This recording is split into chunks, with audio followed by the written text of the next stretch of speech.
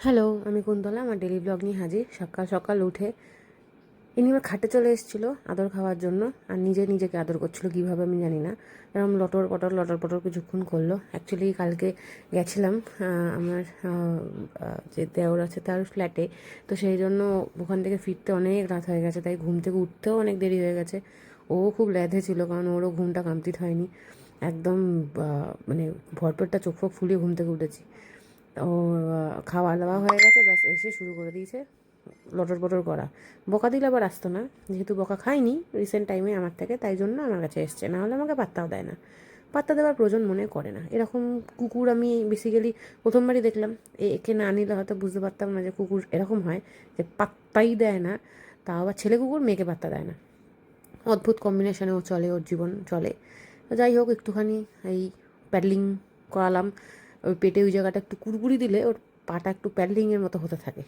তারপর উঠলাম, ফ্রেশ হলাম, হয়ে তারপরে আজকে ব্রেকফাস্ট ভেবেছিলাম কী খাবো, ভাবতে একটা জাকুশি খেয়ে ফেলেছি। ব্রাউন ব্রেড ছিল আর ফুলকপি আলু ভাজা ছিল, মোটামুটি ভালোই লাগলো, খেয়ে ফেললাম। তারপর বাইরে ও দাঁড়িয়ে ছিল, একটুখানি লোকজন দেখছিল রাস্তায়। আমার বিশেষ কাজ ছিল না আজকে, আর খুব ল্যাধেই গেছে, যেহেতু ঘুমটা অনেক দেরিতে উঠেছি, ঘুমটা ঠিকমতো হয়নি, তো সেই জন্য একটু ল্যাধে জীবন কেটেছে আজকের দিনটা। আরও ওই বিড়াল তাড়া করে বেড়ায়, কিছু করে না, বিড়াল দেখে পালিয়ে চলে যায়, তারাও করে না, কিছুই করে না। বিড়ালগুলো দেখে একটু এদিক ওদিক দৌড়ে চলে যায় আর কি ওকে দেখে। কিন্তু চাপ কিছু নেই ওকে নিয়ে, এই কারণে, কারণ ছোটোবেলা থেকে বিড়ালের সাথে মানুষ হয়েছে, ওই জন্য কোনো বিড়ালের প্রতি ওর কোনো রকম কোনো খার নেই। কিন্তু বিড়ালগুলো কী কারণে ভয় পায় এই ভূতটাকে ভগবান জানে। এরপর এই যে লজেন্সটা আমার খুব প্রিয়, তোমরা কে কে ছোটোবেলায় খেয়েছো বলো, এখনও পাওয়া যায়। তেঁতুল লজেন্স, বেশ টকটক মিষ্টি মিষ্টি খেতে লাগে। আরও মনে করছে এটা ওর খাবার, দিয়ে দিলে মুখ চোখ এক্ষুনি বেঁকিয়ে অন্য কিছুই করে ফেলতো টক জিনিসটা দিলে। একবার খেলে আর খেতো না। লেবু একবার খাইয়েছিলাম, তারপর মুখটা অদ্ভুত করে দেয়, আর তারপর থেকে লেবুর স্বাদ বুঝে গেছে, গন্ধ বুঝে গেছে, আর লেবু খেতে চায় না। এরপর স্নান টান করে আসলাম, করে এসে মেডিসিন থাকে আমার দুপুরবেলা, রোজ ভুলে যাই।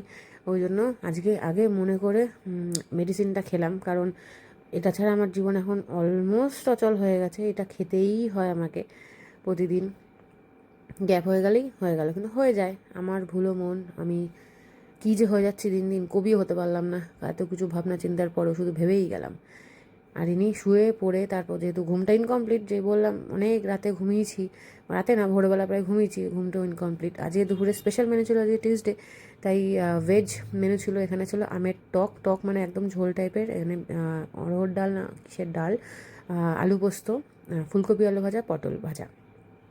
এটা মনে হয় অড়হরের ডাল, আমি যদি ভুল বলে থাকি প্লিজ ক্ষমা করে দিও। আমার খুব প্রিয় খাবার আলু পোস্ত আমি অদ্ভুতভাবে, প্রচণ্ডভাবে, যে কোনোভাবে বলো, সব থেকে ভালোবাসি খেতে। আর তার সাথে গন্ধরাজ লেবুও ছিল।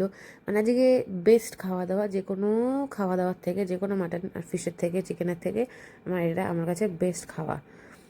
এই শুকনো করে একটু করে ভাত মেখে খাওয়াটা হচ্ছে কী তৃপ্তির জিনিস, এটা আমি, যারা খায় তারা হয়তো বুঝতে পারে। তারপর বিস্কিকে এই ড্রাই ফ্রুটে দিলাম, আজকে খাবার চিকেন তখন দেওয়া হয়নি।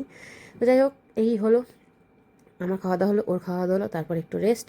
চলো আবার দেখা হবে নতুন একটা ব্লগ নিয়ে। তোমরা সবাই ভালো থেকো, টাটা।